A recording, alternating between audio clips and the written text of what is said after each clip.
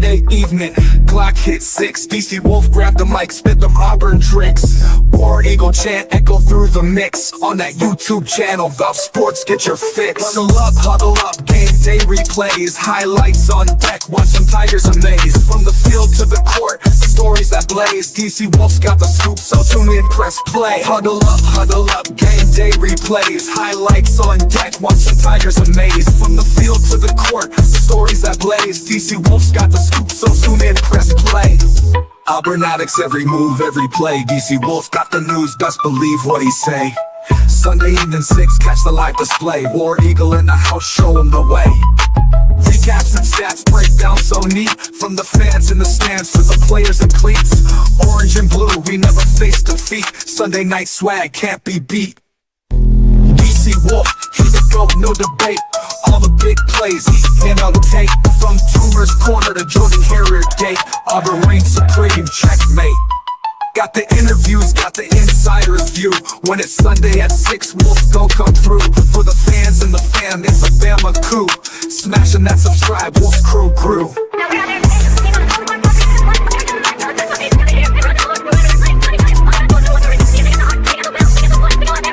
Smashing that subscribe, Wolf's crew grew. Welcome in, ladies and gentlemen, and welcome in to Auburn News Today, aka Have You Heard? I am in here with the crew, man. I heard a famous person say, always surround yourself with people that are smarter than you. I did that, man. I got Nick Frazier from Water Cooler Talk Sports. That man is on every Saturday, man, for the locker room. You want to check it out, man. If you need somebody to watch the game with, check Nick out, man. Nick, how you doing today, man? Doing all right, man. Doing great. Just in here. It's in here. That's it. That's all I can do. Just in here. Those man. stoic Just in here. intros ever, man. What's up, fans, man? Got my man, it's SECZN, man. This is the Godfather, man, of the ranking system, man. This is the Godfather, man. This is the only authority, man. Don't go to ESPN. Don't go to nobody. Tuesday night, baby. Y'all need to tune in for the official rankings, man. Here's the Godfather. What's up, Taz? What's going on, man? Man, what's going on, man? Little under the weather, little running nose, but we'll make it. That's what's up, man. That's what, man. Tez is sacrificing for you guys, man. He got a runny nose, man, but he's here, man. You know what I'm saying? Bubba, the man behind the blinds, my man. Bubba and the old man, Auburn Sports Talk, man. Sometimes the old man chime in. You know what I'm saying? Better known as the Leeds Mafia. Bubba, I got you behind the screen, man, because we don't want all the ladies to shut down the internet because we want to be seen today, Bubba. What's going on, Bubba?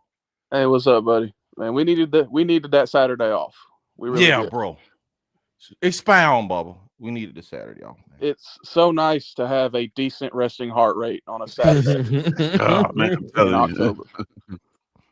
Bro, you ain't never lied, man. Hey, we ain't gonna keep y'all. We're not gonna keep you waiting, man. We're gonna get straight to Georgia, man. We're gonna get straight to it, man. I got my man Huggy in the chat, man. I got my man TJ Lou in the chat. How you doing, TJ? It's game week, folks. That's right, man. Jay Flowers in the chat. I'm here early. He is, man. Congratulations. Birthday was Thursday. Happy birthday, Jay Flowers. Happy birthday to you, man. Tim the Two Man Taylor. Man. Happy birthday, Mr. Light Skin Ken. Ed Darby, Auburn wins, man. He coming in hot. Auburn wins. Did Hugh Freeze have a come to Jesus meeting in the last week? Hopefully he did, man. Hopefully somebody did, man. Tim too, man. Huggy in here, man. Everybody's in, man. We about to get ready to go, man. All right, man. The first question I have. Oh, Cam is in here. What's up, Cam, man? Off topic, but could y'all imagine the 2 years Nick Marshall was here having any defense we put on the field from 2019 to now, man? It would have been unbelievable, man. Been unbelievable. All right, man, let's get to it. The first question of the day. Let's talk about Georgia, man. We want to know what Auburn needs to do to win this game, man. First we're going to do 1 to 10. I want to ask y'all a question. 1 to 10, man. What chance do you give Georgia to win this game? Auburn to win this game. 1 to 10. Bubba, 1 to 10. About a 3. I just don't have the confidence in the staff at the moment, but I could see a world where defense gets a couple scores. Maybe we get a special team score, and the offense can squeeze one out, maybe, and we own time of possession. I give it about a 3. Okay. Tez, 1 to 10, man. What chances to win this game? About a 7. Okay. A 7. A high 7 too. I think we match up really well against Georgia. Mhm. Watch the Georgia Kentucky game. They, you know, their problems are not their problems because they play good competition. They look the Mhm. same against inferior competition. And I feel like we match up well. The only question is the guy holding the headset. Mhm. Mhm. Mhm. Same every week. Boy, what you talking about? Nick, Yo, 1 to 10, man. What's your, you give Georgia a chance to win it? I'm at a 5, bro. I'm at a 5. I Okay. mean, I like when I look at it, I'm gonna give you the logical part, and I'm gonna give you the other part.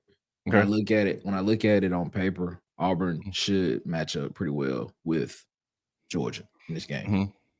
Mhm. In the trenches, they should match up. When you look at Auburn's wide receiver core to their secondary, that should be a matchup. Mhm. Mhm. But like I said, from here on out, as long as Hugh Freeze is the head coach at Auburn, there's a Hugh Freeze factor that I gotta put in there, and I'm gonna put it at a 5. I really want to go. I really want to go lower than that, but I'm gonna just say halfway there. The Hugh Freeze tax. That's it. That's it. What you say, That's Bob? it. The Hugh Freeze tax. That's it. That's it. Man, I wanted to go like pretty high on this, man. But y'all like the experts are bringing my view down to Auburn, man. Man, I'm serious. I was gonna go kind of high on it, but not no more. Okay, check it out, man. Georgia, man. They're statistical leaders, man. Gunnar Stockton, of course, passing 1,047 yards. Bowens 310 yards rushing, and he's the leading rusher. Robinson 2 picks. Allen 36 tackles from the linebacker spot, man. Receiving yards, man. Young has 247. All right. When you look at them on offense, man, they're running the ball well, man. Yeah, they're 5th right in the SEC rushing the ball. Auburn is currently 10th rushing the ball. And quarterback play, they're kind of almost in the same spot, man. Of course, Gunnar Stockton is a little better, man. He's 11th in the SEC in passing. And Arnold is 15th, man. Golly, man. We all just that's sad, man. Okay. So I was gonna give Auburn a 8 chance. 8. I'm kind of leaning where Tez is leaning. He said 7 point, maybe 7.5. I'm leaning maybe like 8, man. Because if you look at it, man, like we say, styles win fights, and I think they match up really well. Also, if you look at it, if you look at Georgia and Auburn, honestly, Auburn should look like what Georgia is doing with their personnel. Think about it. Georgia has an offensive line, man. They played 2 freshmen on their offensive line Saturday. 1 at guard, 1 at tackle, man. They ran the ball. They said Georgia is running during that game. They said Georgia is running the ball 82% of the time, man. That's just unbelievable how much they're leaning into the run. That's what Auburn should be doing with their offensive line. And in my opinion, man, if you look at on paper, Auburn has a better offensive line. The difference is, like, when we're going back to this, the difference is coaching and a coach leaning into what their strength is. Those kids obviously can run block, man. So having said that, I think Auburn, the defensive line and pass protection, man, I think they should be eating, honestly. We know that is legit. So I think it's a good matchup, man. I would say Auburn should lean into just stopping the run. There's no reason we should be in 3-man line dropping 8. It's just no reason we should be doing that in this game. We should be crowding the box. Our main mission should be to stop the run, man, and make Gunnar Stockton beat us from the pocket with his arm. All right. What does Auburn need to do to win this game, Nicholas? You just said it. Run the ball. There's nothing else to say after that. That's literally what that they should do. Run the ball. You know, yeah. I mean, Georgia's linebackers. You know, they feel pretty well, but if this Auburn's going to have to be able to give the defense some rest. You know, so you're gonna have to. And when we say run the ball, we also mean you're gonna have to find creative ways to run the ball. Whether you're gonna go and line up in the wing T, whether you're gonna line up in the wishbone some kind of way, whether you're gonna line up in something. You got to find some kind of way to just creatively get the ball and run it to where it can extend drives and not be in 3-and-out situations is what Auburn's gonna have to do. I'm gonna say it, man. If Auburn is an RPO team, Auburn is going to have to be able to. Auburn's gonna have to be able to get to throw the ball, get the quick game going out of the RPO. And start with this drop back stuff, man, because it seems we've seen it for 3 games now in a row that the drop back is not working. So run to your strengths, man. Do with your strengths. We run the football, but find creative ways to run it.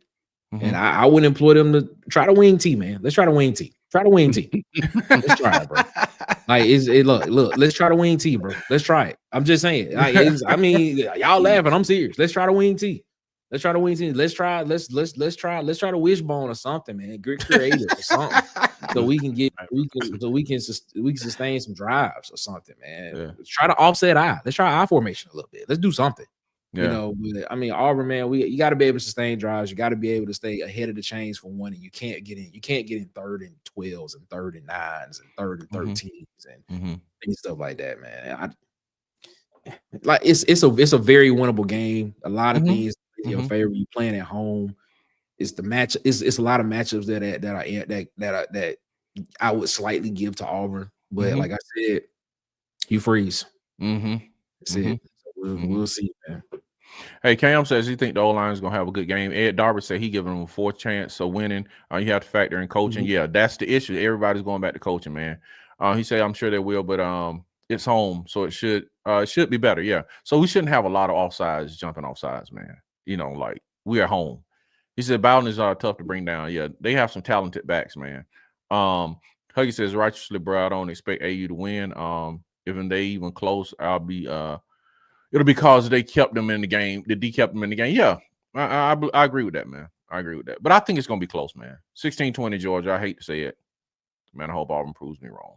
Yeah, I think it's gonna be like close like that, where it's gonna come down to like Auburn with the ball to drive to maybe win the game, and they can't, man. That's, you know, great show as always. Auburn 24-17. Okay, Chris. Robert says you have to look at coaching and bad O-line play, and bad QB play, and bad penalties, and bad special teams. Dang. No field goals over 40. For real, man. Tez, what you got on it, man? Oh man, what does all mean that we, you know? I agree. I agree with Nick. I agree with Nick fundamentally, but I know that that's not gonna happen. Like I know for sure that's not gonna happen, man. Like, it's just not. Like he's gonna run the offense the way he wants to run it. And ironically, the way he wants to run offense, I feel like is gonna provide some good matchups in this game. I expect Georgia to play them a lot like what you saw from Oklahoma. I think Kirby commits players to the run and just, you know, you just put up the stat of where Jackson Arnold is. He's gonna bet on that. So what does Auburn need to do to win? Big plays, I think. I think you're gonna have to hit on some of those deep balls and one-on-one matchups that he missed to Cam Coleman. More importantly, they're gonna have to protect. They can't if they're allowing free rushes in on the quarterback. This entire offense is gonna be a disaster. So hopefully, I think anybody with a brain would spend these 2 weeks working on protection and shoring up that part. Because it's one thing if your players are just constantly getting beat, but when they don't know their assignment and responsibilities, those are things that can be coached up and fixed, I think. So I'm going to have faith that they at least addressed it. Now, I don't know if they fixed it, but I think at least addressing it makes it better. I think it's enough to beat Georgia. I don't think Georgia is, you know, prior to this season, I was high on Georgia, had them in the SEC championship. Kudos to Nick. Nick has always been. Nick did a whole episode about Georgia not making the playoffs. Right. He did. and I watched that Kentucky game, and I've watched the game so far, and I just don't see they don't have the explosiveness. It's like they're a year away. A lot of what he said in the episodes, like they're young talent, then they need to be developed. So, yeah, that's what you see from Georgia, and this is if it's any year to beat them, this is the year. This year, man. This is the year, and I just feel like any coach worth his salt will see would address the simple issues, and you're licking your chops at this game because their secondary has been susceptible to deep passes, and that's what he wants to do. So, yeah. I think he's hit on some of the deep balls. It's depressing, man. It's depressing. I was just about to say this is one of the most somber shows I've done in a long time. Depressing. I mean, it's so much to be excited about in this matchup, though. Like that's why I mean, it sounds depressing, but really and truly on paper, Georgia runs the ball. I wouldn't say well, but they run the ball a lot, right? They really and truly commit to it. We're one of the best teams in the country against the run. I mean, like top 5 in the country against the run. So like this matchup plays right into Auburn's hand.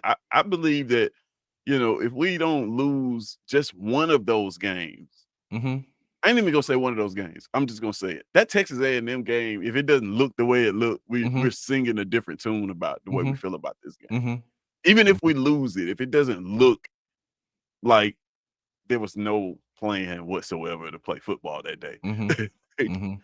I think our tune changed about this game because on paper Auburn matches up pretty well, to be honest. But man, I'm trying to give you an opinion without considering the dude holding the headset, but for some reason, you got to include that. Oh yeah, we're gonna talk about that next. He's just right there. I've always said that. I just never believed in Georgia's offensive line. Like, I mean, you go back and look at that Tennessee game. Yeah, they rushed for 197 yards in the game, but they ran the ball 54 times. Yeah, they rushed for over 200 and some yards on Alabama. It's what Ted is saying, and you have to give. They running a lot. They running a lot. But that's what I'm saying. Kudos to the coaching staff for just, you know what I'm saying, like playing to your strengths, man. It's like, dude, you got true freshmen on the line, run the ball. It's simple. And they are doing it. And they run the ball till they run it well. You know what I'm saying? They're gonna run that ball till they break you. You feel what I'm saying? That's what they do. That's exactly what they do. That's exactly what they do. Break you, man. Like, they suffocate you. That's exactly what they do. They just run it. They just keep running. Like they may run it. They may get negative. I'm not gonna say they may just get back to the line of scrimmage, but eventually it's gonna break. It's not. They're not. It's not an effective thing. It's just. It is a very high volume running offense. You know what I'm saying? It's not an efficient offense running. Yeah, they're running the ball multiple different ways too. Yeah, that too. Running like they calling every running play they got in the playbook. Like, Bubba, what you got on that, man? What you got, bro? I mean, I agree with Nick in the fact that you have to commit to the run, but the big issue is going to be how creative can you possibly get? Because you're not about to just go into this game. And if you think you're just going to line up and run inside zone at these boys for 4 quarters and get anywhere, it's not going to happen. Hugh Freeze does. It's not going to happen. You're going 1 yard on first down, 2 yards on second down, and we're dropping back on third down. All right. So I would go back and look at that game plan that Philip Montgomery and Jake Thornton built against Georgia in 2023. We had escort read, we had counter read, power read. We were running RPO draw. We were very, very creative, and it's inconsistent. You're gonna have a shit ton of 3 and outs doing that. I would not call a single drop back pass in this game. Me either, man. Me either. I'm gonna line up in 12 and 13 personnel with Tate Johnson in motion, and I'm running counter read. Yes. For 4 quarters. If Jackson Arnold doesn't throw a football in this game, that is a good thing. So that's the focus. That would be the focus. It's not going to happen. But that would be the focus. That's what. We're right now. We're talking hypothetically what needs to happen, but next we're going to talk about what is actually going to happen, man.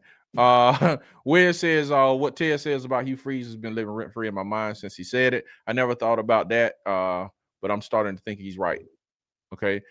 He said run the ball. Anathema to freeze. And I had to look that up. It is something or someone that one vehemently dislikes. So he vehemently dislikes running the ball. Yes. What did he do in his life to come upon that word? Man, Yeah, I that don't was know. you reached in the crate for that one. Bro, I had to go look it up. I was like, Jesus, man, this dude. I will be using it tomorrow, though. So, all of us will, man. He said, I hope Auburn pulls out the win all together because it's been too long. Auburn hasn't beaten Georgia. You're right. Absolutely. Robert Smith, what's up, man? It's unbelievable. The betting line is only 5-point dog to Auburn. Man, I'm telling you, in my opinion, just looking at both teams, man, if Auburn just need to sell out to stop the run. If they beat me deep, if they beat me on the fade, so be it, bro. You not running this ball on me. You not getting quarterback running. You just not doing that today, man. I'm lining up. I'm putting all my men in the box. I'm going one-on-one on the edges, man, and I'm stopping the run. They're running 80% of the time, dude. 82% to be exact. That's crazy. But I don't even think it's like do they even know how to pass if you stop the run? You see what I'm saying? You're not even practicing it on the game running at 80% of the time. So if you stop that, man, and just make them go in deep in their bag passing the ball, they probably couldn't be efficient. Well, let me not even say that, man, because we get Saturday and be like, where did this come from? With DC, they're not gonna stop. That's the thing about them. You can't force them to pass the ball. They've committed to running it. Like you can't stop them. I don't know, man. It works or not. With Auburn defense, you saying with Auburn defense, and I'm not talking about again us going with this 3 down lineman dropping 8. I'm talking about where Auburn is loading the box to stop the run. We haven't really seen them do it though, and they've been stopping the run. What I'm saying is they've committed their offense to running the football, and taking shots off of that. No matter what, they're a well coached, well disciplined team. It's very difficult to get them out of that game plan. We're gonna have to beat them with them running the ball 50 times. And we can do that. Like I actually have no suggestions for our defense. I think DJ Durkin already has a great game plan. I expect our defense to play very well in this football game. We win or lose this football game on offense. So like, yeah, man. And then you talking about Jordan Hare at night, man. It's gonna be a spectacle, man. I fully expect us, man, to be in this game, man, with a chance to win it. I really do, man. But again, we all come back to who's under the headset, man. I don't think it's a big stretch for it to be 5, man. UGA has great linebackers, but the secondary is shaky. And you know that's what's Hugh Freeze is gonna throw the ball, man. Cause he see that on film, man. He said they need to come around that what? And get some here and there. And get a seam here and there and run the ball in the alley. The corner. The corner. Right, the corner. Christ, man. Hey, shout out to Huggy, man. Shout out to Huggy. You need to work on a Huggy dictionary, bro. That'd be dope. Man, and I need it, man. That'd be dope, actually, for real. It would, man. Yeah, that would be dope. The Huggy dictionary. That would be bad. Vegas knows that Auburn plays like teams like Georgia at home really close. I think it's started out at 4.5. It should be more like a field goal game. Coaching is the problem, man.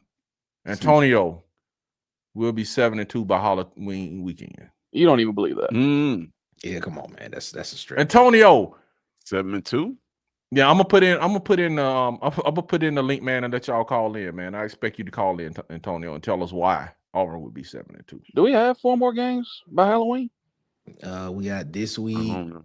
This weekend. Yeah, we do. Yeah, we have 4. Yeah, you got this weekend, and week after that, and then the last weekend is the last weekend of October. Tight Sports says, "What's the line, man?" Tight, I think he just said 5, man. It's 4.5, I think. 4.5, but may have went up to 5.5. Oh, do y'all know if those guys came back? They got hurt for Georgia. They were dropping like flies on Saturday. I have no idea. I'm not sure. Yeah, y'all check my man Tight out, man. At Tight Sports, the Alabama Mega Cast, man. You know what I'm saying? He is our Alabama friend, man. That's his only flaw, man. He like Alabama, but we just deal with him. Even that line though, 4.5 is just telling you that that even Vegas feels like Auburn matches up well this football Mm-hmm. game. Mm-hmm. It's like they're baiting you to take that Georgia 4.5. Mm-hmm. There's a lot of money gonna get put on that 4.5 points, and like, man, I'm just telling you, Auburn in this football game specifically, Auburn has a great chance of winning it. Now, next week after that, my tune may be different, but this football game right here, that Mizzou team is scary, man. Yeah, Mizzou is a very interesting team. We on a very slippery slope right here, bro. This is a very slippery slope. This is a very slippery slope we about to get into this game, because if he does come out here and wins this game, I can just see it right now. Yeah, guys, guess what? Yeah, we back, baby. Yeah. Oh man. Y'all being negative. Y'all being I don't get it. I'm telling you right now, I'm not gonna. If Auburn wins this game, I'm still not gonna be excited, bro. It ain't That's exactly what I'm predicting to happen, Nick. That's exactly what I'm predicting to happen. I know it's coming, bro. I know it's coming. So y'all saying, hold up. So y'all saying if Auburn wins this game, y'all won't be excited? No, because we still wouldn't show any consistency. No, yeah, I would be excited for a week, man. I would be excited for a week, man. I'll be happy for a week, man. I can make a weird argument that Auburn winning this football game is a bad thing. It is. That's what I was about to say. It is. I'm being. I don't want to go down there.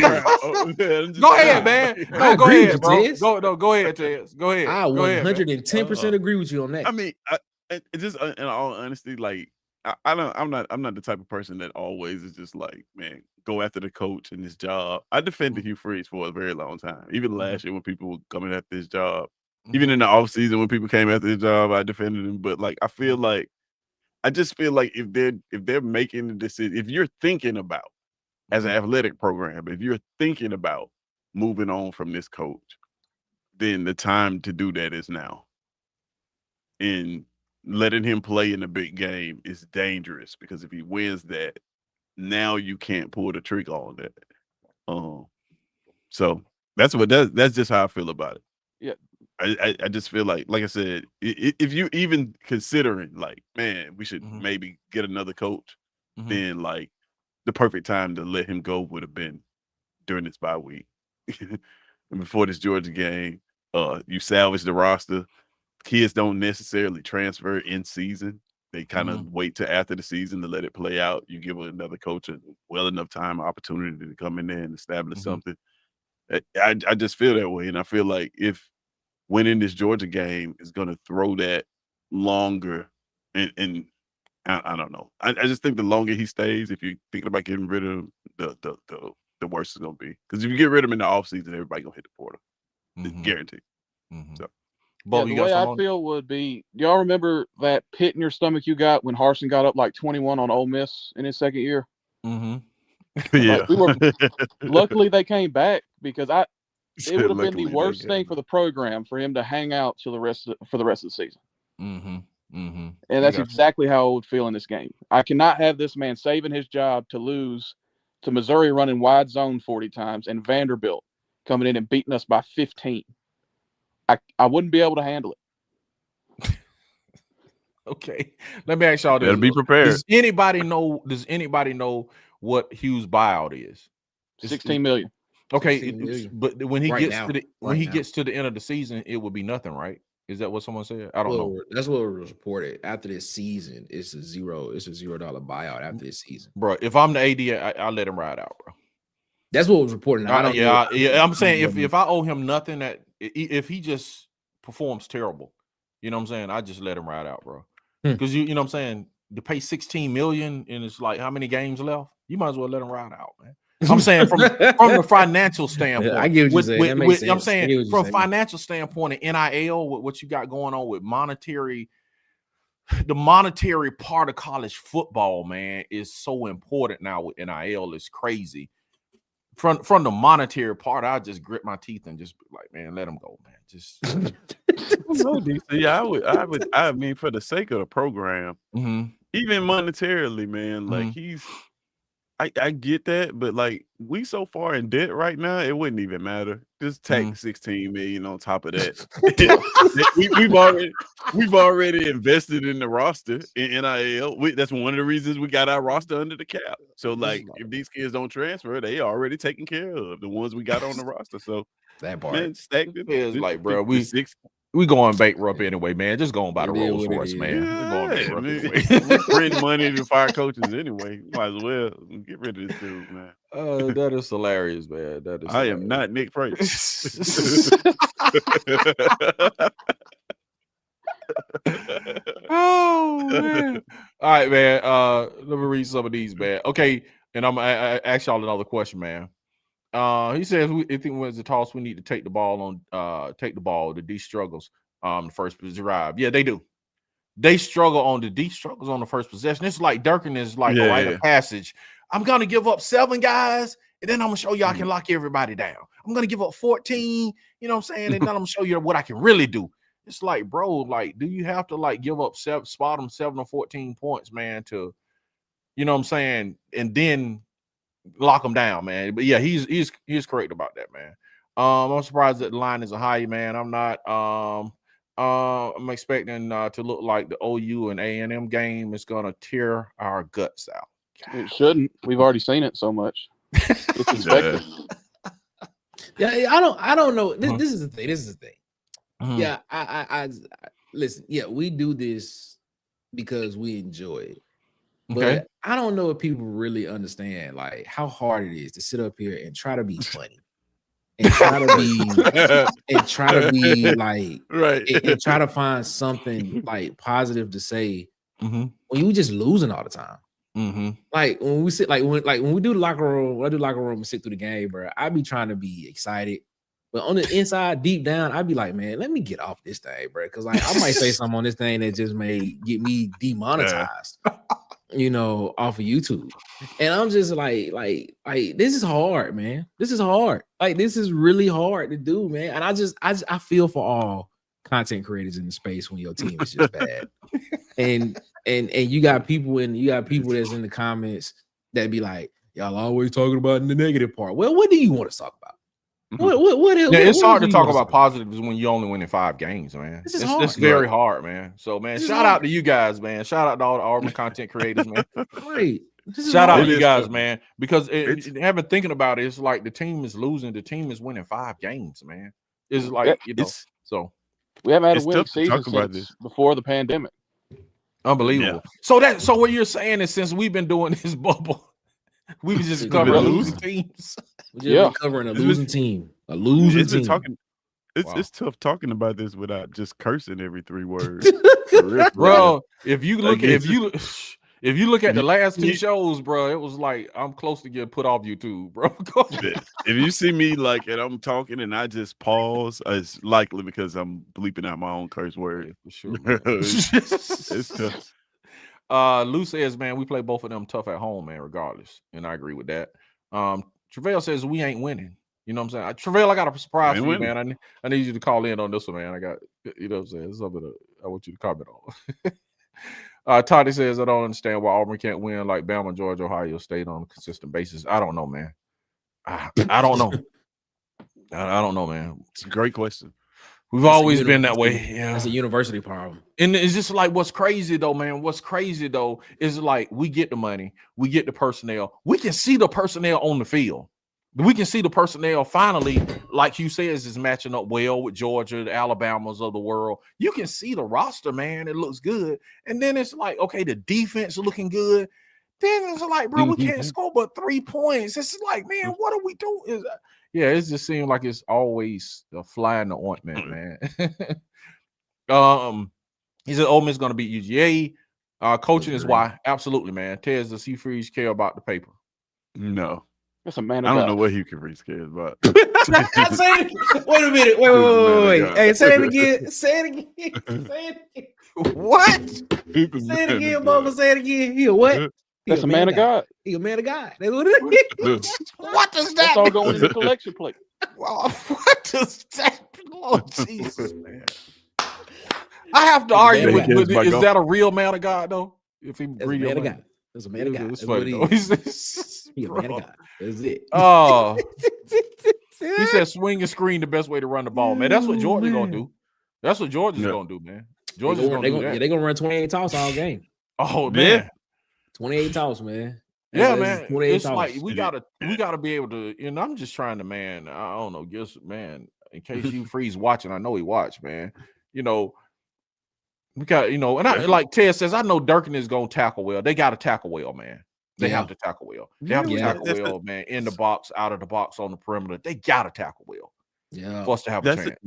That's the thing, man. Defensively, man, to all the DJ Durkin, that was one of those moments when I was trying not to curse. To all the DJ Durkin's faults, and I've actually seen the defense, and we've actually seen the defense improve week to week. Like on the glaring issues. They came out in the Baylor game, they couldn't tackle at all. We haven't seen that since. You know what I mean? Like when we needed, more pressure on the quarterback, you saw them start the blitz and be a little bit more creative with you can see the defense actually taking step after step. I expect after a week off, I expect this defense to look like I expect when Auburn's defense takes the field in this Georgia game, people to look at it like it is one of, if not the best defenses in the conference. And to show and prove that on the field. Offensively, now here's the question: can that defense do that for 60 minutes? Because our offense is going to try to let them hold it the whole 60.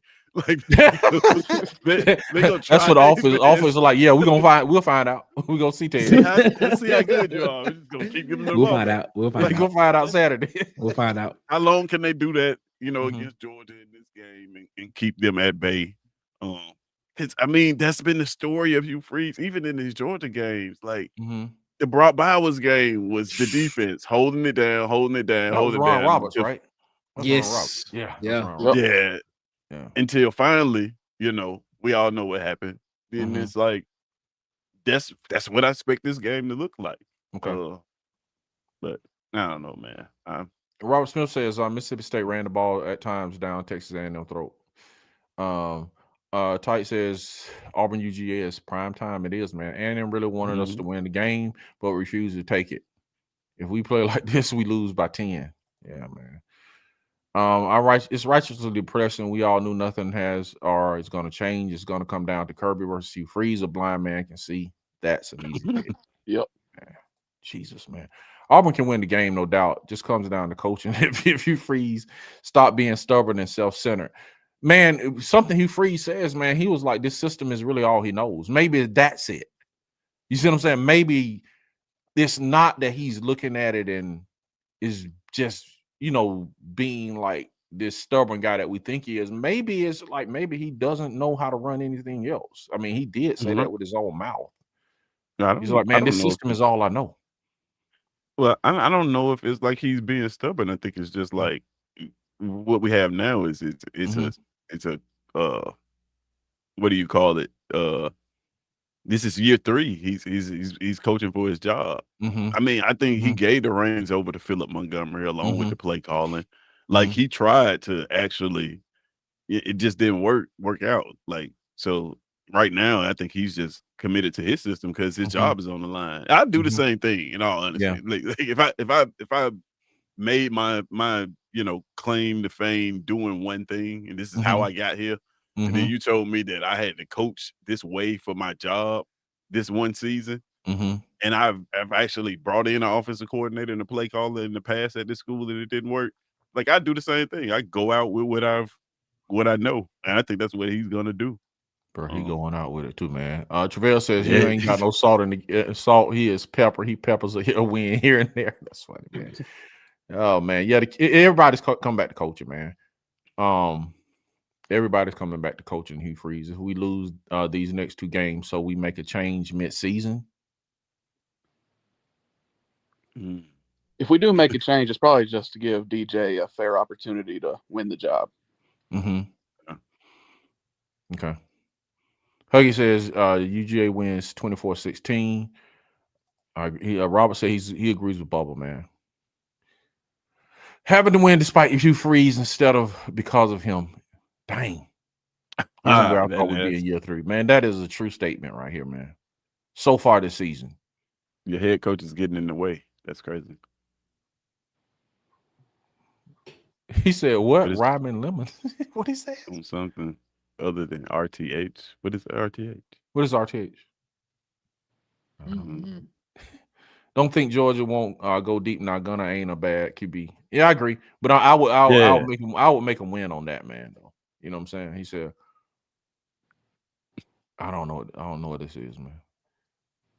I think it's imminent at that point. There's no point to keep him if that happens. This is so depressing. Yeah, man. I'm just like, bro. It's like usually too, man. It's like if we are like just kind of stating the facts, man. People in the comments, or you know what I'm saying, people in the barn just hanging around.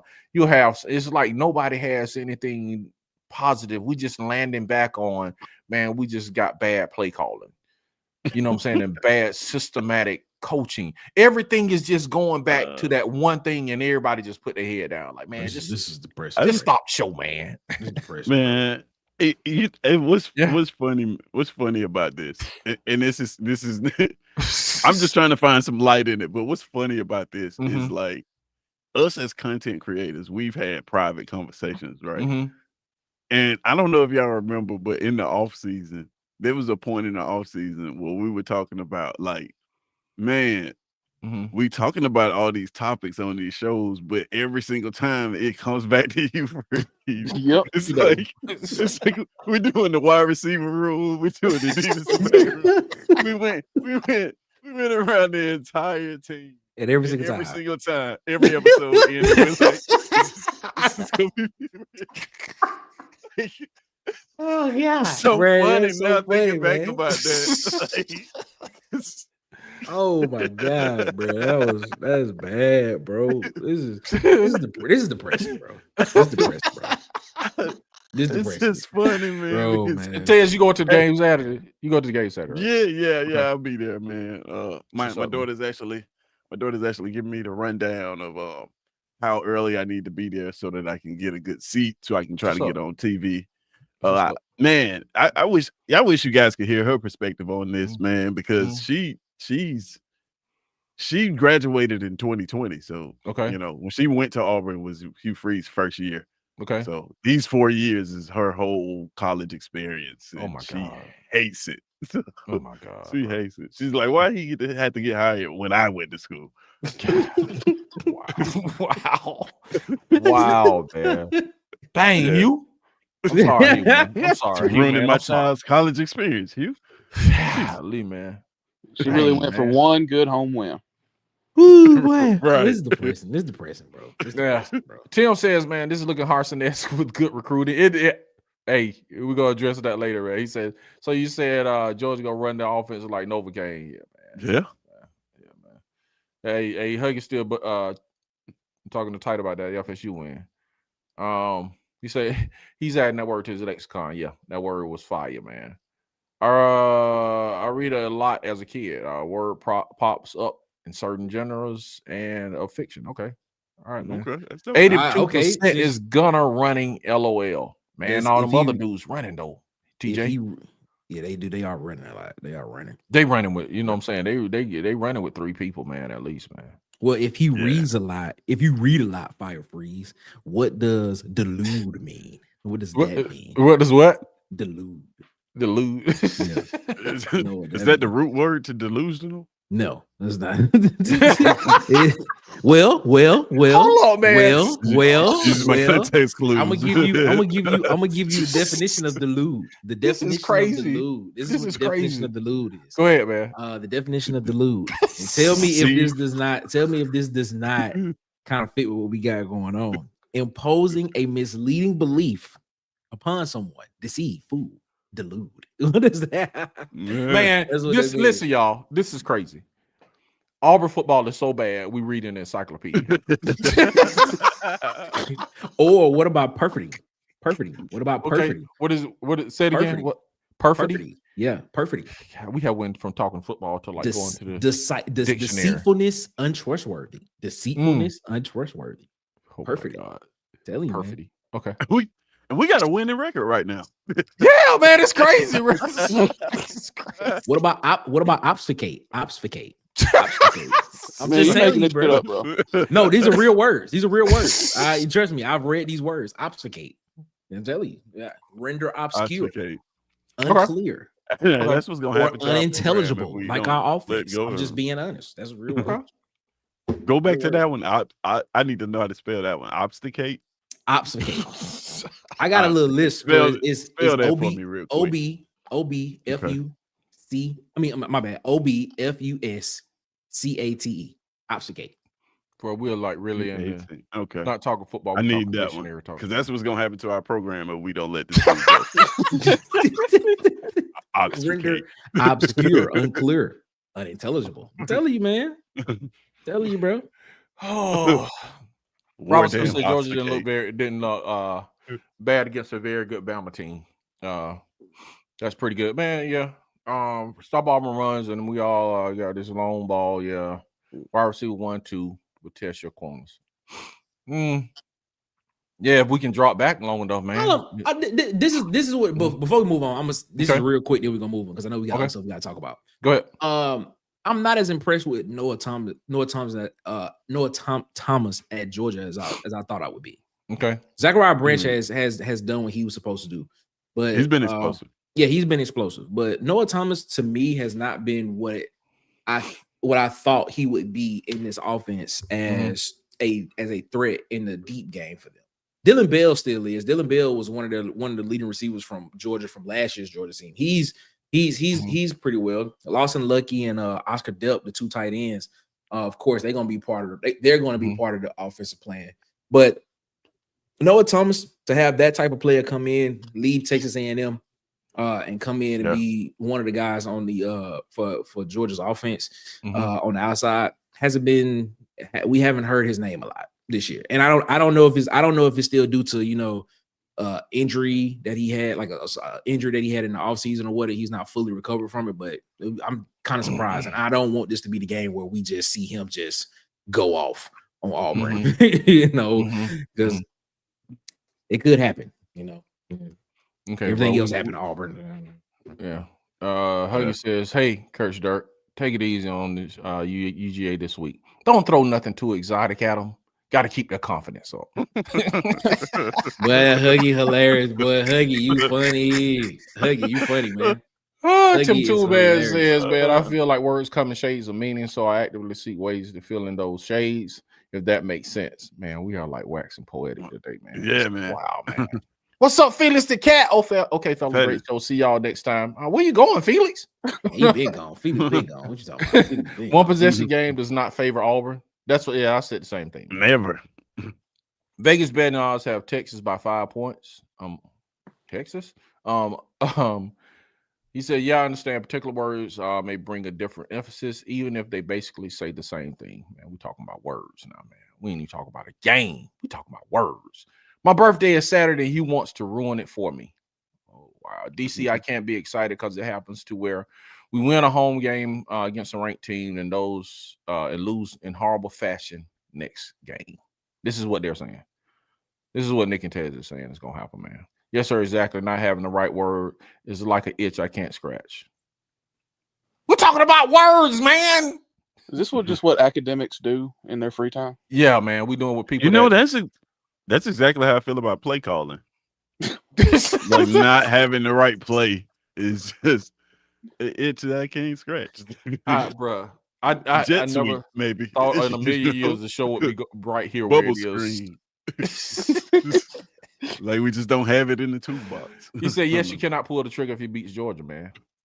Now, Billy Napier is that coach. It's crazy how Billy always wins a game when he has one game from being fired. Yeah, that's why I said, like, if you're thinking about firing them, just fire them. Because if you give them opportunities, they're gonna win games that will make you want to keep them around. No, do we regret that win against Baylor right now? Because it would have been a lot easier to cut him loose at 2-3. Yeah. Yeah, because you looking at it, we do have a winning record, and if he beats Georgia, man, then you definitely ain't getting rid of him. That's gonna hold a lot of currency if he beat Georgia. We haven't beaten Georgia in how long? 8 years? 8 years? Ever. Yeah, at least 8 years, man. You know it's a long time when you take the 4 off of it as ever. Yep. Never. It's a long time. If you just say ever, when the last time we beat them ever? It's a long time. Yeah, man. It's a long time. You know it's a long time when you take the 4 off of it. Yeah. I agree with Tim too. He says, "I'm sorry. Travell and Cam, man. We sorry for y'all, man. Y'all birthdays and stuff like that. What's gonna be different next year, and if all coaches stay? That's what I'm saying, bro. That's my point. That's my whole point right there. Why listen, I don't care if he beats Georgia. I don't care if he beats Georgia and Alabama. I don't care if he loses to Georgia, beats Alabama, beats Georgia, loses to Alabama. What about this staff?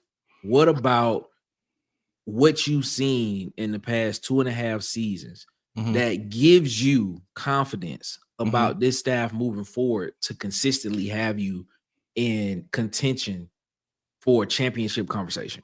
That's that's the question you should be asking. It shouldn't be about just because he beat Georgia. Oh, okay, all right, well, cool. He beat Georgia. It is what it is. Mark Richt, we saw Friday night. Mark Richt averaged 11 wins a season. And Georgia was like, yeah, man, it ain't working. Yeah, but you know what I'm saying? Go home. This man was averaging 11 wins a season, and Georgia was like, yeah, man, we could be better than that. So I mean, my thing is like let's not look at games. And I feel like as Auburn fans and as Auburn and people that follow Auburn and support the team and choose to support the team, we just have this very nearsighted, affinity to just be like, all right, man, if we win this game, it should change. No, it's not gonna change. Dude, let's look at it. He had 2 weeks off. He probably gonna come out here and probably run the ball. And then guess what? When Missouri come into town, probably get beat by 10. So I'm just sitting here saying, like, man, like, what about the fundamental philosophy of what Hugh Freeze has put on the field has shown you? What about it tells you and gives you legitimate purpose and legitimate confidence that the next 2, 3, 4, 5, 6, 7 decade that Auburn could be in the conversation for the college football playoff, the SEC championship, and the national championship? Nothing.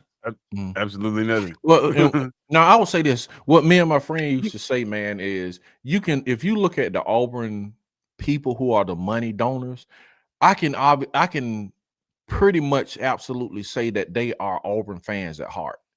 Meaning, the same thing the fans are talking and thinking is usually the same things they're thinking. Like, and if Hugh Freeze stays and has a successful season, and I said this before, said it last week, I think that Auburn brass is just going to make him just clean the offensive staff out and start over on the offensive staff. I'm not saying that's me, and I believe that. I'm just saying how Auburn operates, man. They tried it what already. They've done in the past, but that was already tried. They tried it his first season, and they got rid of him after year 1.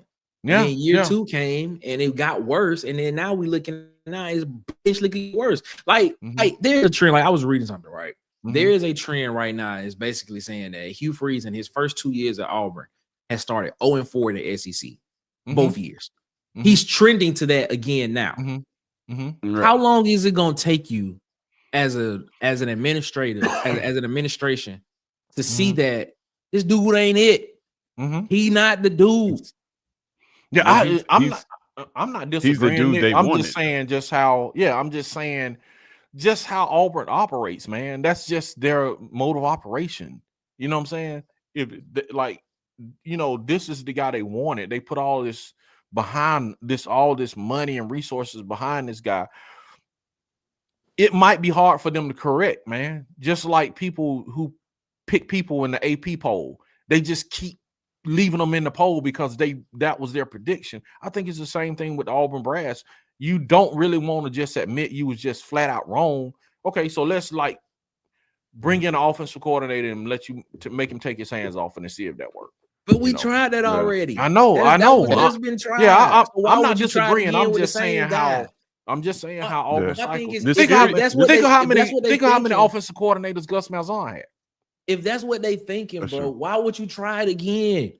Bro, just for him to get in the press conferences and say, "Yeah, I called that pass that won us the game." But then when we lose the game, for him to be like, "Yeah, I don't know the playbook. I can't jump in when I want to." What I mean, how much more do you need, bro? How much more do we need? Yeah, what reputable OC is going to take this job? That part. And what guarantees can I possibly get that he'll actually keep his hands off of it? I can't watch over him like a hawk 24/7. No, I can't guarantee it. I don't Yeah. disagree. I'm just kind of like just saying what Auburn does, man. What they have done in their past is, you know, like Gus Malzahn had several. He had Kenny Dillingham, he had Rhett, he had Chip Lindsey. He had 3 offensive coordinators, man. Chad Morris. And Chad Yeah. Morris. This dude they gave him 4 offensive coordinators. Right. But Guts came in the door with a national championship appearance. That bought him did. a lot of grace and time. Yeah. He did. Yeah. And he actually showed something at Auburn that bought him a Yeah, lot of Hughes time. hasn't done anything. Yeah. He's found ways to lose. All right, I'm gonna catch up the comments, and I want y'all to answer this question, man. This is a question. I'm gonna put the line in, and we're gonna close the show with this. Is the question, man? How do you rank these coaches, man? You want to go one by one? Y'all spell Brian Harsin name wrong, but okay. Well, okay. I don't know. Well, okay. Dude called him Harden. So Harden. Coach Haskins. Haskins, they call him Haskins. So you know what I'm saying. All right. So what's the criteria we ranking them by? No, man. Just I'm not honestly, man. I'm not gonna go like with the stat thing and all that stuff. That's Tez is the godfather there. So that's what he does on his show. So I'm not gonna do that. And then you did like the blind stat. So I'm not gonna even go stat. I mean, that's what y'all do. That ain't my area, man. Who would you rank as from 1? I think that's 7 coaches, 1 to 7. Just period. Just right, you can do like the blind. A good show would you could do the blind stats and let us do it reverse just with the stats and pick the coach. That would be a great show. But I'm just saying, just in y'all opinion, man. And we're gonna close the show with this, and I'm gonna put the link in if you want to call in and talk about it and rank your coaches, whatever you can. But 1 to 7, man, how would you rate? Who would be your 1 through 7? Can you put them back up so I can get all the names? Yes, sir. All right, hold up. That's 6. I already got Pat Dye as number 1. Oh, okay. Oh, yeah. All right. Okay. Yeah, Pat Dye number 1, bro. So we know he's gonna be 1. Okay. Pat Dye is number 1. Okay. All right, that's cool. I got it. Yeah, I think I got mine. All right. All right, Nick. Yo. 1 to 7. Who you got? All right, at number 1, I'm gonna go Terry Bowden. Okay. Number 2, I'm gonna go.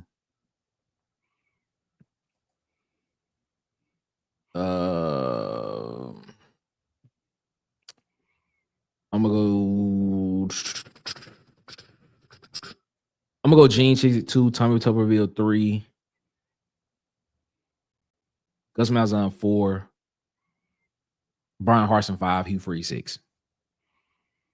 Okay. All right. Tez. Of course, I got Pat number 1, and then I got Terry Bowden 2, 3. I got Tubbs. 4, I got Gus. 5, I got Harsin. 6, I got Freeze, and then 8, last I got Gene Chizik. Really? They put Cheers last. Dang. Bubba, who you got, man? Yeah, obviously Pat's first, then Bowden. Then I'd actually go with Gus, then Tubbs. I'm gonna go Harsin, Chizik, then Freeze. Okay, I'm gonna go, of course, Pat first. I'm going Tubbs, Terry, Gus, Gene, Hugh, then Harsin. Gene won a national championship. He get disrespected. God, dog. Coach I got Gene. That's Gus's national championship. Yeah. We're far enough removed. We can all admit Gene Chizik is a horrible head football coach. Horrible. And he was the head coach when they won the national championship. It's the same thing. He was the head coach. I'm giving him his props. Yeah, man. That's what's up, man. On paper. All right, man. I'm gonna drop this. If anybody want to call in, man, and we're gonna get out of here, man. You know what we need to be? We need to be what John Gruden say. You know how you want to go in and people got dreams. You know how people have dreams? You know, everybody dream of being this and that. You know what? We need to be people's nightmares. You know, we need to be people's nightmares. Is what so you saying we need him as our head coach? No, I'm just saying we need to be people's nightmares. We need to kill their dreams. Is what we need. I want y'all to go watch that. Like I was watching that and I was like, yo, that's actually pretty interesting. Now y'all need to go watch that speech. That speech when he was talking to the Wisconsin football team. He was like, everybody has dreams. You know, they have dreams. What? But you know what I like? I like nightmares. So I was like, where is this going? Like, what is this? I got a question for you, Nick. Now that you brought that up, that's funny. But the nightmares part made me think about the Kevin Steele can't sleep on the plane speech. Oh, the Marlon Davis. Yeah. And I gotta ask. I mean, since we talking about it, where do you guys think our program would be had they pulled the trigger on Kevin Steele? A much better place. A much better place. Well, he went about it. We know he was toxic with the way he went about it. We know the story. Sure. Where we at right now? No, I think we would have been in a better place. Offensive staff. Because he probably would have just hired an offensive staff and just let them do what they want to do. And with the stress, with how old he was, he'd have dropped dead in 3 years. Where we at right now? Where we at right now? What we seeing right now is what we would have seen. I'm just being real. I'm just being real, bro. Just telling the truth. I mean, well, I'm not what he's saying. Not what he said. I ain't saying. I'm saying. I think that Kevin Steele and I think Kevin Steele as head coach, we would be still sitting here having the same conversations we having right now with Hugh Freeze as head coach. Well, apparently, according to Bubba, one of us wouldn't be sitting here. Whoa, who wouldn't be sitting here? Kevin Steele. Oh, okay. You probably missed that. But think about it. If Kevin Steele would have went out and hired Jeff Levy, man, then you know what I'm saying, we might be in a much better place, man. We might be. Ironically, he probably would have went out and hired a Brian Harsin. I mean, a Hugh Freeze. Yep. What that would have been hard. That would have been hard. He probably would have went out and hired a Hugh Freeze. That'd be horrible. Oh man, they saying Nick. They saying cheer up, man. There ain't nothing to cheer up about. He said cheer up, Nick, man. This is depressing. Javale says, man, he never defended Hugh, man. He said you can tell Nick is ready for a change, man. Man, yeah. Hey, I'm telling y'all right now. If y'all look up in about 7-8 years and y'all see that the new head coach is Nick Frazier at Auburn University, just know. That's what's up, man. National championships are coming. Just know. Yes, sir, man. And Nick ain't give us no exclusive interviews either. You gonna forget about all us. Nobody gets exclusive. Nobody gets exclusive interviews because that rat poison that the media be putting out there. That's what it is. No exclusive interview. I'm just playing. I said DC exactly right. If they're gonna fire him, they'll tank the season to save $16 million. You heard me? Because it's been so much, about Auburn. They got the stigma of playing 2 or 3 coaches at one time, man. I don't know if they're gonna go down that road, man. Okay, we got Ant coming in. Want to talk? And we're gonna let Ant talk. If you want to say something, and for OC, man. But they let you go. I know who will run the ball. DJ Durkin. Yes, man. And Nick Frazier. Please. All right, man. And you ready? Hold on. We got the money. He said Freeze coming to the SEC has been frostbitten. Shaking my head.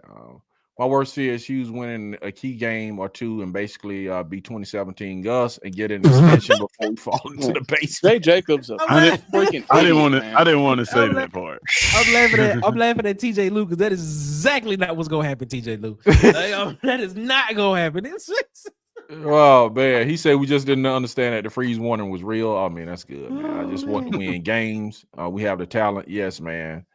What's up, Tennis Girl is in again to spam the whole thing, man. Auburn is mediocre coaches for 1K. Wow, man. The best career move you can make is getting fired by Auburn. Wow. Yeah. Hey, man, we put the man logo on the field, man. Hey.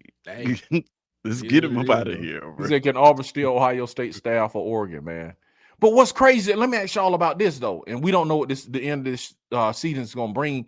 It's like everybody's talking about Dan Lanning, but Dan Lanning hasn't won anything at Oregon with one of the biggest budgets in college football, and he still haven't won anything. But the thing about it is, it looks competent, though. It looks like I know, but I'm just saying, what I'm saying is I think he is underperforming. I think Dan Lanning is underperforming with the talent and resources he has. Okay, hold on. I think he's underperforming, bro. He was in the Pac-12. He was in the Pac-12, bro.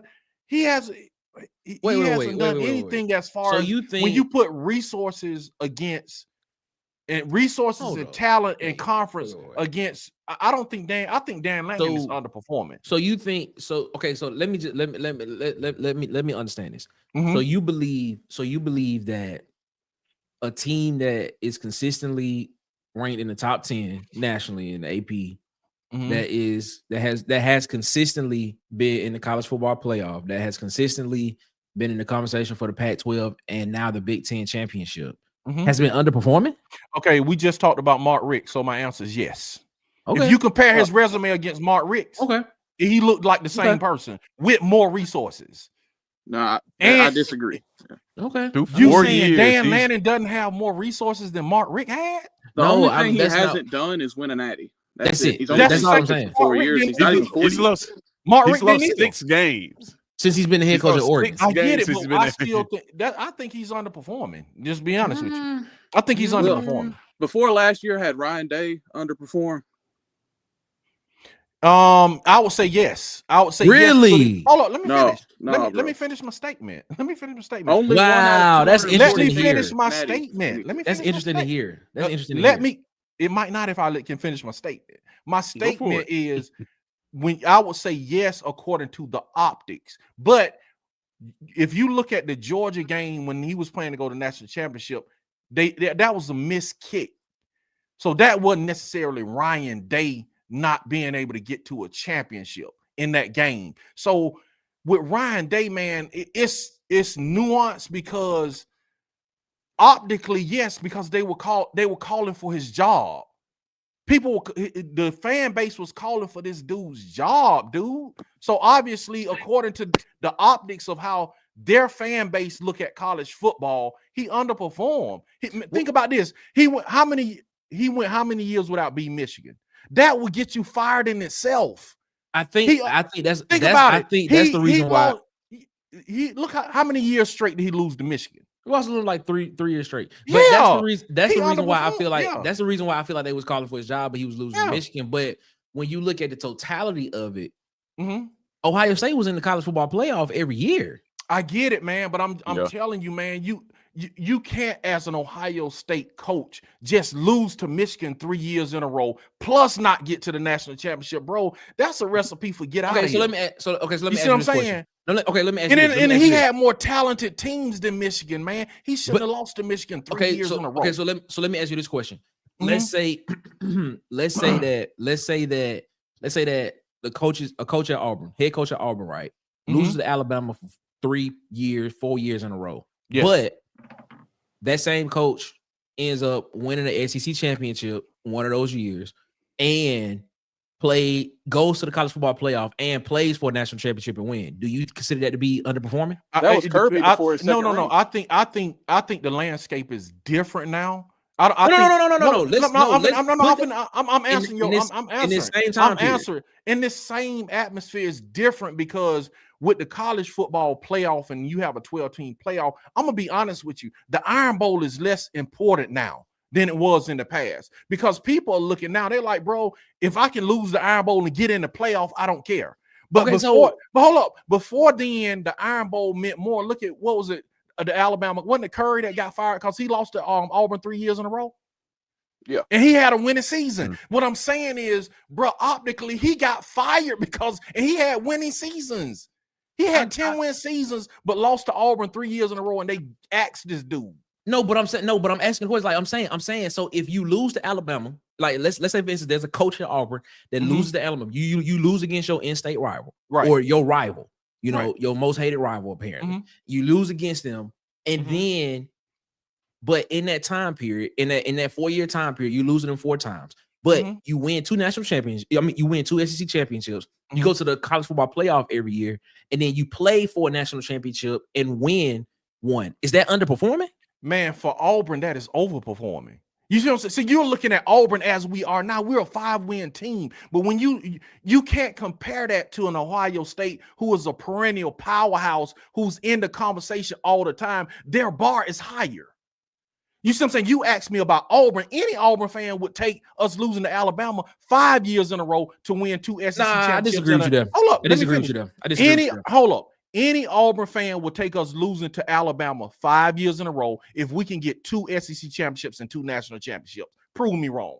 But again, you're talking about a team that the bar is lower. So yes, I would take that. So do you think Ohio State is on another level? So they're not accepting that because they're in the playoffs. They're in the playoffs perennially, and they're in the national championship hunt perennially. So they're like, man, we shouldn't be losing to Michigan with a lesser talented team to that point, 3 years in a row. That's unacceptable. So to that point, do you think Michigan fans care more about losing to Michigan or winning the national championship last year? You talking about losing to Ohio State? Yeah. Ohio State fans losing to Michigan or winning the national championship last year? Which one do you think they care more about? Michigan was, and it had been a long time, bro. You know what I'm saying? Since they tasted that, I don't think they really cared. They cared more. Well, Michigan had just won a national championship the year before. No, bro. Yes, they did. Michigan won a national championship once. Michigan won a national championship the year before Ohio State did. Said it's not like Michigan had a down year. Say the question again. No, my question, I asked, do you think Michigan fans care more about? Ohio State fans care more about losing to Michigan or winning a national championship? Now they do because they won a chip. But before then, that's why they were talking about firing him because they were losing to Michigan and not winning a chip. You feel what I'm saying? That's why they were wanting to get rid of him because they lost 3 years in a row. Okay, now that fans have revisionist history. If last year Ohio State hadn't won that chip, bro, he might not have a job, especially with them losing to Michigan again.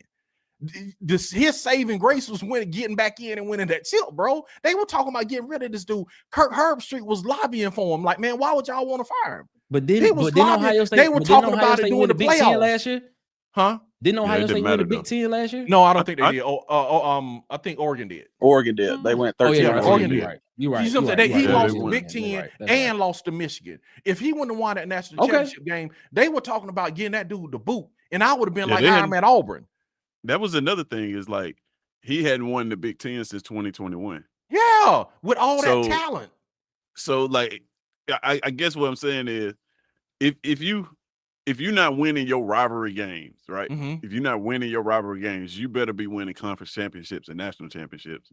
Yeah, exactly. Good seasons are not just going to be good enough if you're not bringing on some type of hardware and you consistently losing to your rival. So, but within a 3-year period. But let's listen to this. Within a 3-year period, he won a conference championship. Yeah, bro, but he was losing. But Michigan was not. But that was Michigan's first conference championship in a while. So my thing is, so my question is, why would that? Go ahead, because he lost in 2022. He didn't win the conference championship. He played for one though. In 20, well, he didn't win it. He'll give you no trophy for that. Yeah, he didn't win it, but he played for one. I mean, I understand where you're coming from. But in 2023, he didn't win it. He didn't win it. No. And then you're losing at the same time. You're losing. You're building up this thing that you can be memed for against your rival at the same time. Like, it happens. I'm not saying that it's right, but it happens. It happens. Like he consistently losing to Michigan, and you're not bringing home no hardware. It's only so long that they going. The part about it that DC is 100% right. They were lobbying for his job. No, I know that. They were lobbying for his job because he didn't beat Michigan. And like I said, bro, the key word is optics. It's just optics a lot of time with coaching, because if Ryan Day would have got fired, I would have been like, please go get him for Auburn. I would have been begging for Ryan Day at Auburn. So I'm not saying he's a bad coach, but from optics, I'm just saying, bro, from the optic of fans, bro, they just looking at that, going to work, man, dealing with Michigan fans on Monday after the loss. That's what they really, you know what I'm saying? A lot of the angst, and then he not winning. So that's why I said with that talent that Ohio State has and had, bro, it's like they are unparalleled in the Big Ten with their talent. It's like you can't be losing to Michigan with lesser talent like 3 years in a row and then ain't winning chips. So that's why I say optically, yes, they're underachieving. Michigan didn't have lesser talent though. Then Ohio State, yes, they did. Go look at it, man. Go look at the recruiting. They didn't. Ranges, bro. They didn't. They was comparable.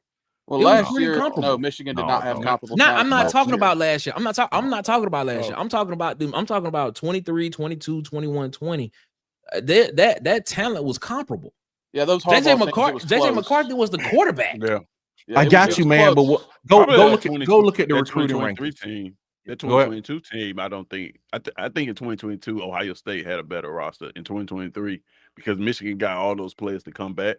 Basically, the Yeah. whole team came back. Yeah. I think Michigan was a more talented team, probably. Yeah, I'm just especially I mean, up No, front. I'm just saying overall from his. I'm talking about from his. We're talking about his Ryan Day's tenure, man. Just from start to where he is now, he's had more talented teams than Michigan.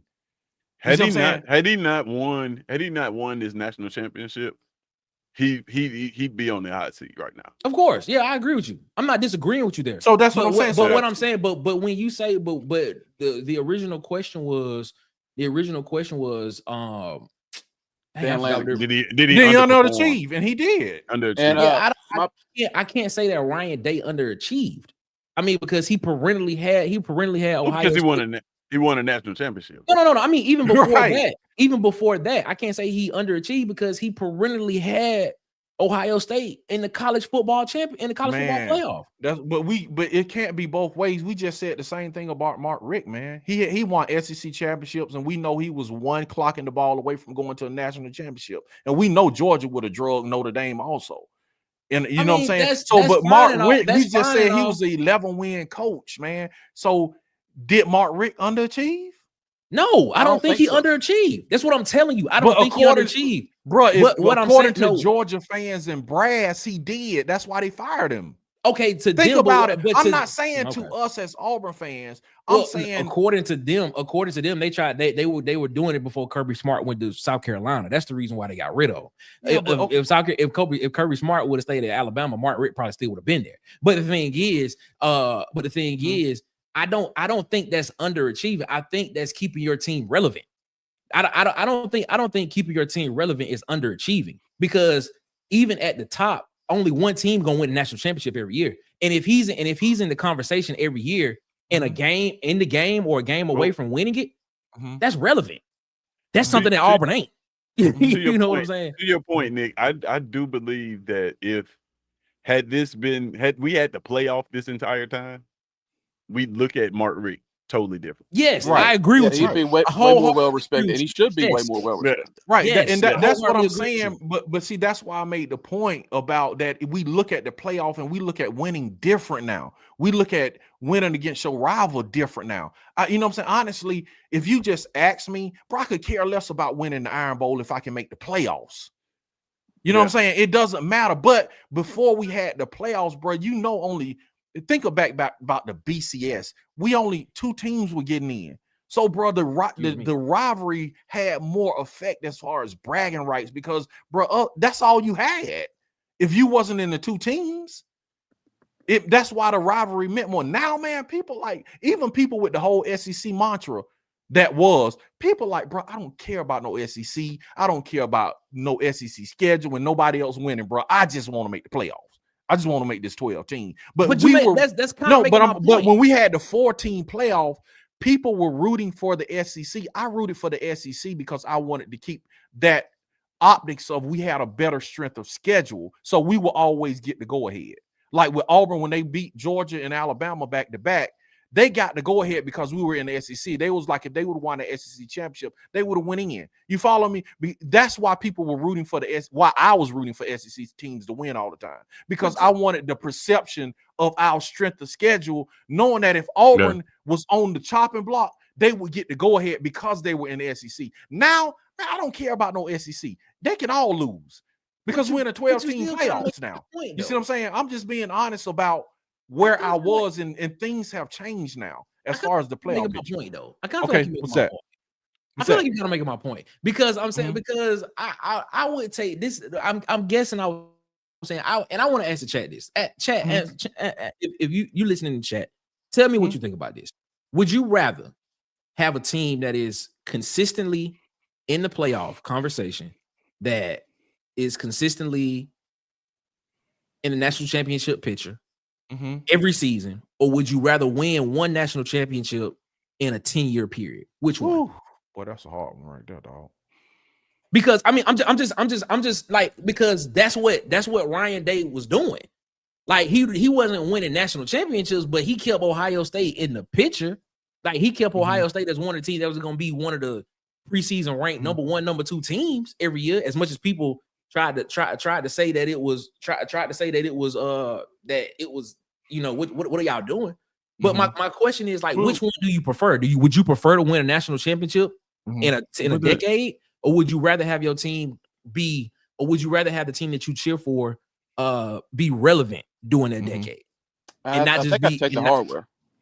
Okay.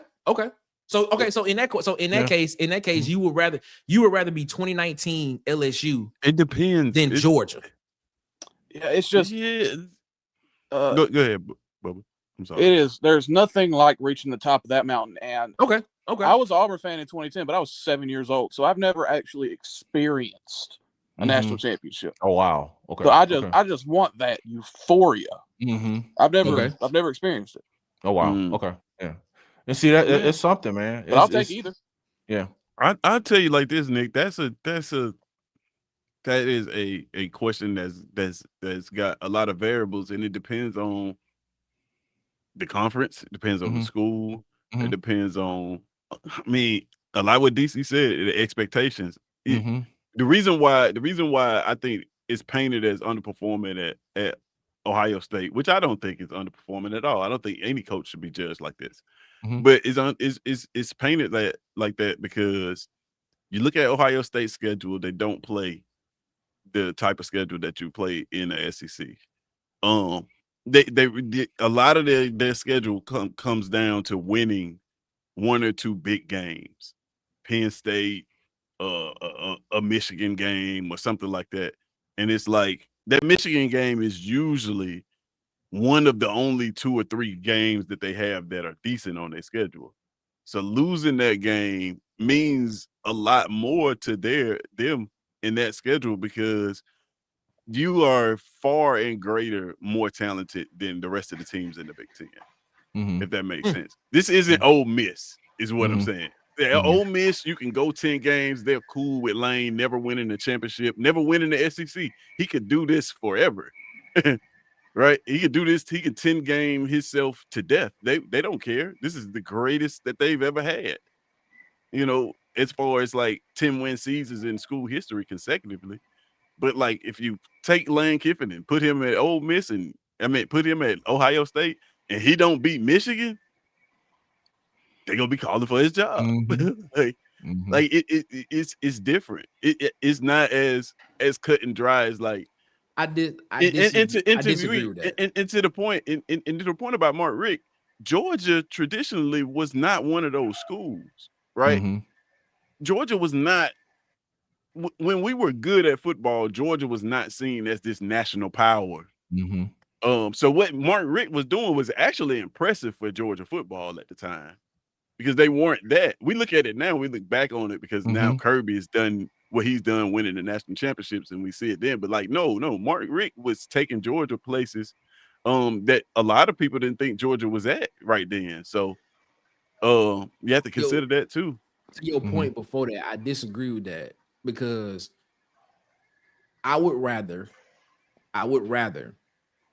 be a program that is continually talked about as a national championship favorite than beating a rival.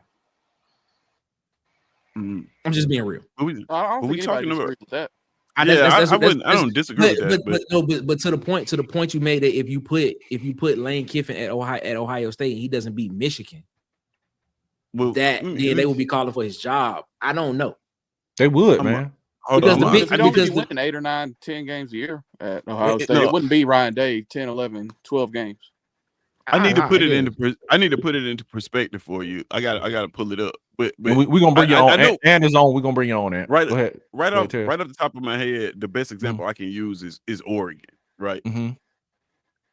The reason why the people say Dan Lanning is underperforming, which I totally disagree with, is because at Oregon, if you say that Dan Lanning is underperforming, you're gonna have to go back a long time to find a coach that hasn't, because Chip Kelly won 10 games every year at Oregon. Who was there before Mark Richt? I mean, before Dan Lanning. Cristobal. Cristobal won 10 games every year at Oregon, lost only like 2 games a season. Like, this is par for the course there. And I guarantee you, when you look at Ohio State, you're gonna see the same thing. So their history is filled with coaches who've achieved, 10 games without, that's why that Michigan game matters. Is like, how do you differentiate what these coaches are? National Some of them beat championships. Michigan. Well, some of them won national championships. All of them did. Urban Meyer won one. Jim Trussell won one. Ryan Day won one. I mean, but that's the point. And until Ryan Day won one, he was underachieving. My point is, he was underachieving. But my point is, he was. I know he wasn't underachieving, because he was in this time period, in the time period of the playoff, his team was consistently in the playoff for a chance to actually go win one. And if you go back and look at the Georgia game, they was a missed field goal away, literally at midnight. They've always been that, though. But that's my point. When's the last time Ohio State hasn't been that? But that's my point, though. So you have to judge them all he had to do was win that championship. Right. How long has he been the head coach there? Yeah, it's again, like, it goes 4 years, 5 years, something like that. Yeah. Wait, So in 9 years. Okay, so he's been almost. No, he's been there 7. He's like 7 years, something like that, 7, 8 years. Yeah. All right, I guess, bro. I guess. Ant, what you got to say, man? Go ahead, Ant. You got Ant what's up, fellas? What's up, man? Y'all got it. As far as Auburn grades go, man, Tubbs got to be second on the list, man. Yeah, I got Tubbs second. I think we got rose-tinted glasses about. Got to be.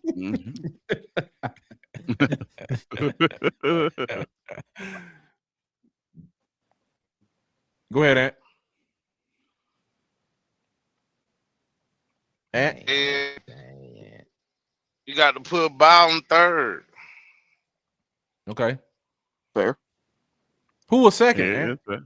You went out. Who was second? Tuberville. Okay, you got Tuberville second, Bowden third. Okay, 4, Ant. Ant. I'm gonna put you on hold, Ant. Yeah, we You said, man, Harsin era begins my junior year, man. Wow. My condolences. Sharpshooters Podcast. What's going on, Sharp, man? Y'all Alabama fans, go over there and check out the homeboys over at Sharpshooters Podcast. You can catch Tez over there, man, too, man. So you got a reason to go over there if you're an Auburn fan, too, man. So check, man, Sharp out, man. We all been relegated to demeanor words against Freeze. Oh, for real though, man. We gonna get out of here, man. I'm gonna try Ant one more time, man, and then we go get out of here, man. I'm gonna flash through the comments. I ain't gonna be able to read them, man, but I'm gonna flash through them, and then we. Ant, you there? Ant. Ant on the road, just so y'all know. Yeah. Ant. Yeah, he in a bad spot. Yeah, in a bad spot, man. Yeah. Nicholas, where can they find you at, man? Yeah, Water Cooler Talk Sports, man. Monday, Wednesday, Friday, 8 p.m. Eastern, 7 p.m. Central. Call-in shows, man, is where we be at. Come check us out, man. On the road to 800 subs. Trying to get to 800 and then get to 1,000. That's what we're trying to do. We're trying to do that. So help us out, man. And then, of course, every Saturday during the Auburn games, we go in the locker room and we stream the game. And you get to see me live react to the game as it happens. So check us out. Monday, Wednesday, Fridays, 8 p.m. Eastern, 7 p.m. Central. We're out of Water Cooler, man. Try to have a great time. Check us out. That's what's up. Tez, where can they find you, man?